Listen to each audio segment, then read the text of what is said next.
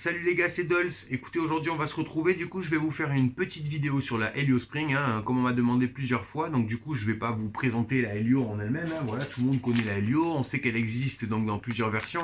Soit la version AIO qui permet de l'utiliser sans PDB, soit une version plus basique qui permet de l'utiliser avec une PDB ou si vous utilisez un 4 en 1, d'accord, ou alors en version du coup mini que j'ai dans le petit 3 pouces, d'accord, en 20 par 20. En fait, ce que je vais vous présenter, c'est surtout le soft Pegasus. Pourquoi je vais vous présenter Pegasus? Parce que c'est vrai que du coup, Pegasus, je trouve très intéressant si vous utilisez la Helio, car directement, depuis le soft, en fait, vous allez pouvoir du coup la flasher, soit sous bêta, soit sous butter, d'accord, et maintenant sur une version de Raceflight, d'accord. Je précise quand même une version de Raceflight. Pourquoi? Car Raceflight, donc suite aux histoires qu'il y a eu quelques temps en fait, où soi-disant Raceflight utilisait une partie du code de Betaflight, du coup chez Raceflight ils ont été obligés de passer ça en open source. Donc en fait c'est ouvert à plusieurs cartes, mais attention, vous ne retrouverez pas les dernières versions de FL1, d'accord. FL1 du coup depuis que l'histoire a éclaté, FL1 c'est strictement, c'est plus du tout du open source, c'est closed, et voilà, c'est vrai que ça fonctionnera que sous Revolt. Donc si vous appréciez FL1, c'est pas la peine de vous acheter une IMUF en vous disant que vous allez pouvoir un jour flasher FL. Ça sera impossible, je vous le dis tout de suite. Donc on va présenter du coup Pegasus. Sur Pegasus, ce que je vais vous montrer un petit peu, c'est comment donc du coup on flash un IMUF, comment on flash la version basique, comment on peut choisir, comment on peut la mettre sous Raceflight ou plutôt sous Butter, plutôt sur Betaflight. Et ce qu'on va regarder un peu, c'est les nouveautés qu'on va trouver sur le soft et comment celui-ci fonctionne. Donc je vous en dis pas plus et puis on va se retrouver tout de suite sur l'ordinateur. Allez, c'est parti. On va regarder un petit peu donc tout premièrement où c'est qu'on va retrouver donc la version de Pegasus. Donc comme d'habitude, vous allez la retrouver comme Betaflight, Butterfly, vous allez la retrouver sur le Git HUB, d'accord. Donc je vous mettrai directement le lien dans la description, que vous n'ayez pas à chercher. La dernière version, c'est la version bêta publique V0.2.1. Vous avez juste à choisir ici la version donc du coup qui convient à votre ordinateur. Vous la téléchargez, vous l'installez. Rien de bien compliqué. Si vous avez un problème du coup avec les drivers, ce qui, à mon avis, si vous avez déjà Betaflight, Butterfly, vous arrivera pas parce que c'est les mêmes drivers. Vous allez du coup peut-être vous retrouver donc avec un problème pour l'installer. Ce que je peux vous conseiller, c'est cette page. Je vous donnerai le lien, d'accord. C'est Impulse RC Driver Fixer. Très franchement, pour moi, c'est le meilleur soft, quoi. C'est Impulse RC qui a sorti ça. Vous branchez votre carte, ça installe le driver. Vous n'avez rien à faire comme sur Zadig. C'est vraiment très très simple. Donc je vous mettrai le lien, c'est pareil ici, vous l'avez, vous le téléchargez, vous l'installez, vous le lancez, vous verrez une petite barre donc du coup s'afficher, vous branchez votre câble USB et c'est parti, ça installe le driver. Donc une fois que vous aurez fait ça, vous allez vous retrouver donc avec sur le bureau votre onglet Pegasus que vous allez ouvrir. D'accord. Donc voilà avec quoi vous allez vous retrouver. Donc une page grise, d'accord, qui va vous demander de connecter directement votre FC pour la reconnaître automatiquement. Donc on va la connecter. On voit bien que ça se lance tout seul. Ce qu'on va faire, c'est que je ne vais pas vous faire une vidéo trop longue ou alors je vous la ferai en plusieurs parties, d'accord. Là, ce qu'on va faire, c'est que vraiment, on va regarder les premières bases, ce qu'on va trouver, où on va trouver les onglets, où modifier, les tips à pas rater si vous voulez du coup le flasher sur Raceflight. Donc, une fois que vous allez être ici, vous allez trouver donc la page basique, d'accord. Et vous allez vous retrouver ici avec le haut, donc vous avez votre charge CPU qui est en haut, contrairement à Betaflight où on l'a trouvé en bas, votre loop time, d'accord, et la fréquence que vous utilisez. Ici, je suis en 16 kHz. Ici, vous allez pouvoir régler le craft name. Le craft name, qu'est-ce que c'est? C'est ce que vous allez pouvoir ajouter sur l'OSD, d'accord, tout simplement votre nom de pilote. Sur le côté, vous allez trouver ces trois petites barres, d'accord. C'est à partir de là que vous allez trouver un peu tous les onglets, un peu comme sur Betaflight, d'accord. Donc l'onglet PID, moteur layout, auxiliaire mode, les rates, les filtres, le receiver, l'OSD, la télémétrie, les LED. Pour flasher, alors c'est vrai que là on ne voit pas forcément comment il faut flasher, d'accord. Donc il va falloir cliquer sur version info ici en haut. Vous cliquez dessus. Là, on voit moi pour l'instant que sur la machine, donc du coup j'ai le Firewire Raceflight, d'accord, sur une Helio Spring en version 3.046 bêta avec un IMUF version 110. L'IMUF, qu'est-ce que c'est sur Helio Spring? Helio Spring, il utilise un processeur F3 et F4 pour séparer en fait du coup la lecture des PID, la boucle, et pour éviter un maximum au processeur F4 d'être parasité et d'utiliser du coup une charge CPU trop importante qui empêcherait en fait du coup le gyro de bien travailler, qui ajouterait des vibrations. C'est ce qui permet à cet Helio d'obtenir très franchement, et je trouve que c'est vraiment vrai, très très peu de vibrations en vol. Donc comment la flasher? On voit ici que vous avez un petit carré avec une petite flèche, d'accord. Donc c'est là-dessus qu'on va pouvoir flasher. d'accord? Vous avez la possibilité, du coup, on voit de le flasher soit sur ResFlight, soit sur Butterflight, soit sur Betaflight. Qu'est-ce qu'il y a à savoir et qui pour moi est très intéressant par rapport au départ, c'est que, en fait, si vous le flashez en ResFlight, Butterflight ou Betaflight, contrairement en fait à, mais on sait que ResFlight n'utilise pas le même ordre moteur. Donc au départ, c'est vrai que c'était un peu embêtant, il fallait passer par le CLI, il fallait faire un mapping moteur du coup pour mettre les moteurs au bon endroit. Là, ça se fait tout seul, vous n'avez rien à changer. Donc, c'est-à-dire que vous pouvez passer de butter sous ResFlight sans rien modifier. Donc, moi, c'est ce qui me rebutait un peu au début. Et donc là, ce qui va me permettre d'utiliser. Donc, pour le coup, on va choisir donc la version ResFlight, d'accord? Ici, vous choisissez du coup la version de votre FC, évidemment une Helio Spring. Là, il l'a reconnu, donc il ne propose que ça. Ça, c'est ici, c'est si vous voulez injecter un fichier vous-même. Donc, c'est-à-dire un fichier que vous aurez téléchargé, par exemple, pour une version bêta qui ne serait pas encore disponible. Les versions bêta, je le rappelle, voilà, c'est des versions qui sont généralement en cours de développement. Donc évidemment, si vous mettez une version bêta, il faut s'attendre à avoir quelques bugs. Et du coup, tout bonnement, il ne faut pas venir pleurer si vous arrivez d'avoir un crash ou d'avoir un problème sur votre FC ou un compo qui crame, puisqu'évidemment, comme son nom l'indique, c'est toujours en dev. Donc, si vous ne voulez pas utiliser de dev, vous venez ici sur... Hop, on va cliquer là, on voit Select version, vous cliquez dessus, vous sélectionnez la version. Sur ResFlight, il n'y en a qu'une seule, d'accord? Vous en trouverez plusieurs disponibles sur Betaflight, sur Butter. Sur ResFlight, il n'y en a qu'une seule. Donc c'est ResFlight One 3.046 140.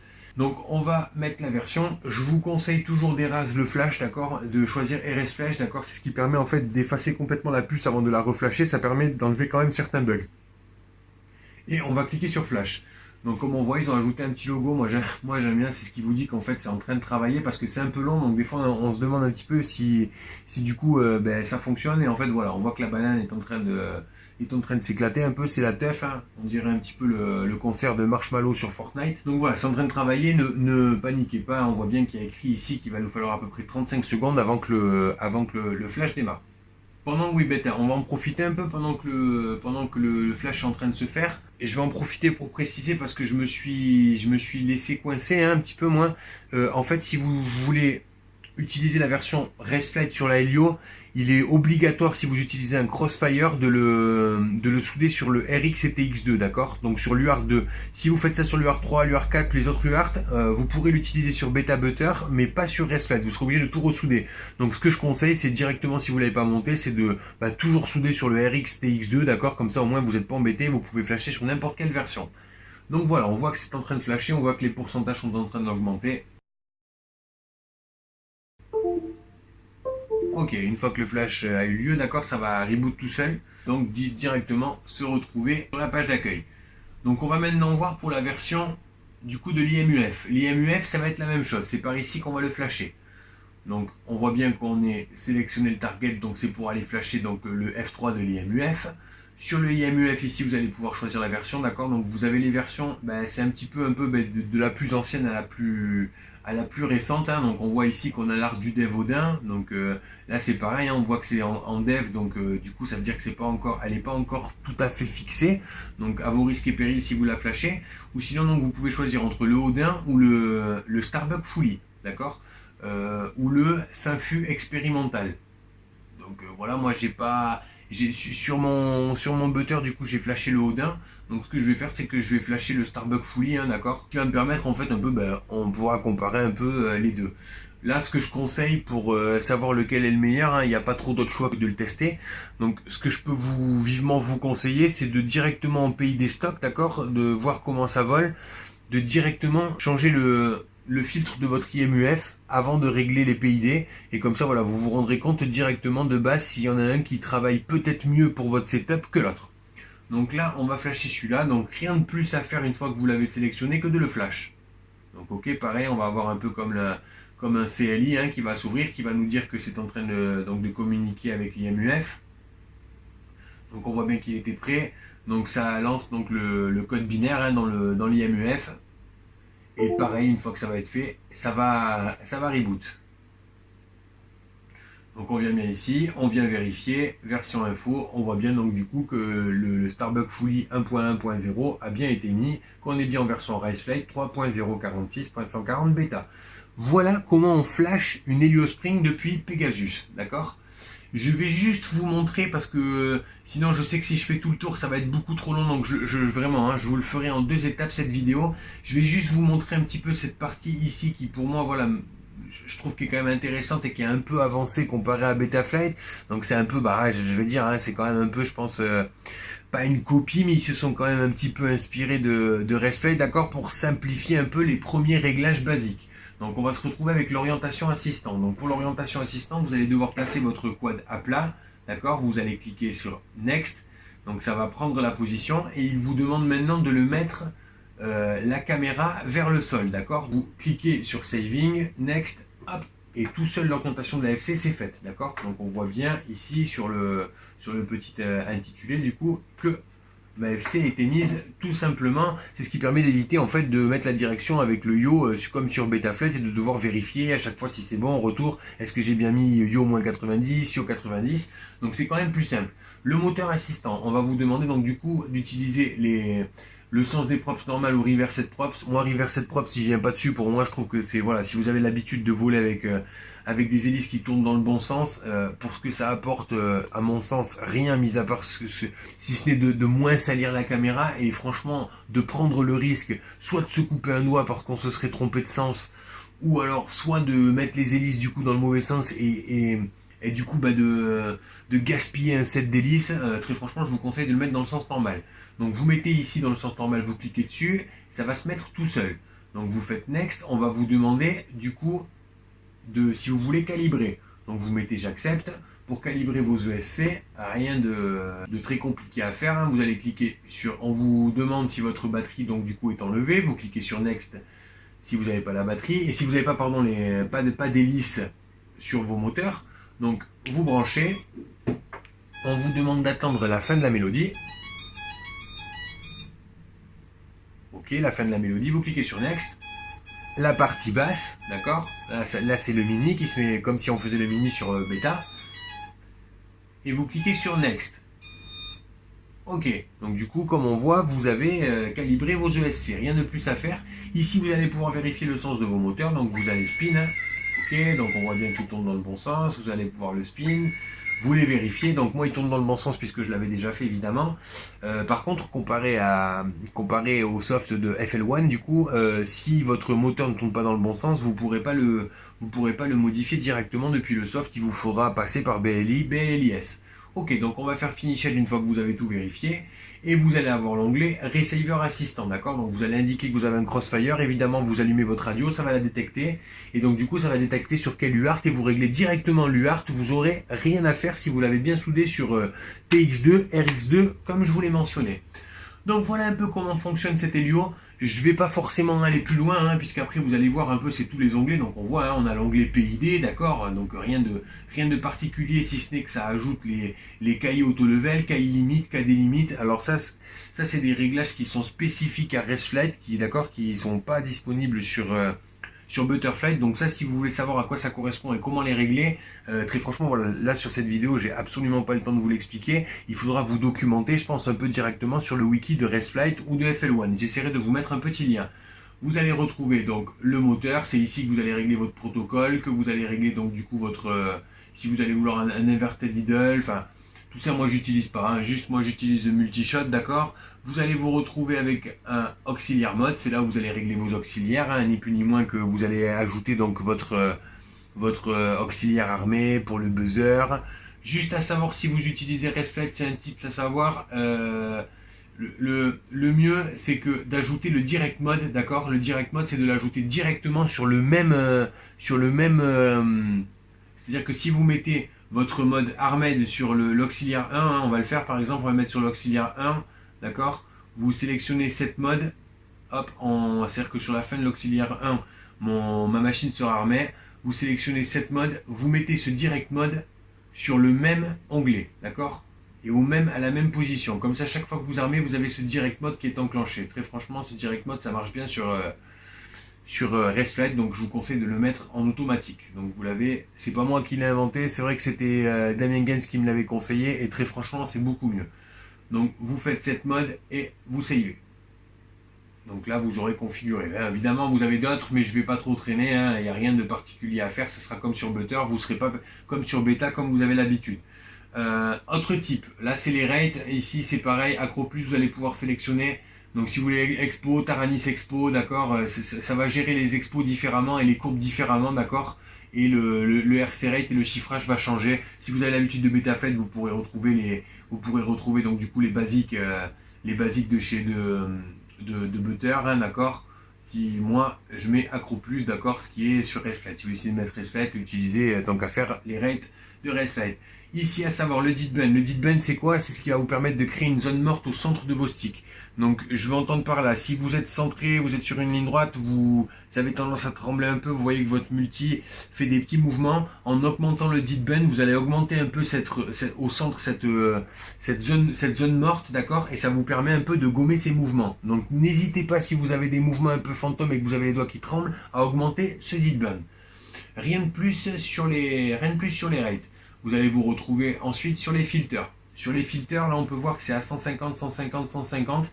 Alors ça, je vais pas vous conseiller parce que je l'ai pas modifié. C'est pas présent c'est pas présent quand on flash sur Beta ou sur Butter, d'accord. Sur Beta et sur Butter, on va juste pouvoir trouver l'IMUFQ, donc Q-Roll, Q-Pitch, Q-Yo.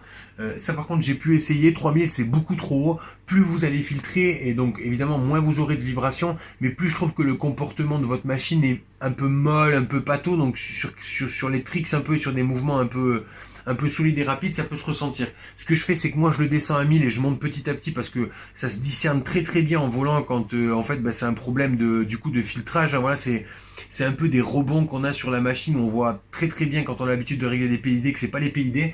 Ce que je peux vous conseiller de base, si vous voulez pas vous embêter, c'est de mettre une valeur à 1005, d'accord. Vous virez ces 3000 et directement vous mettez 1005. Si vous avez encore quelques vibrations, vous pourrez les monter si vous avez une machine qui est pas très saine. Enfin, j'entends par là. Quand j'entends par pas très saine, évidemment, c'est si votre machine, elle a des moteurs, elle a des ESC qui sont plus de toute jeunesse, il est possible que vous puissiez monter. Si votre machine est assez neuve, très franchement, je vous conseille de mettre 1005.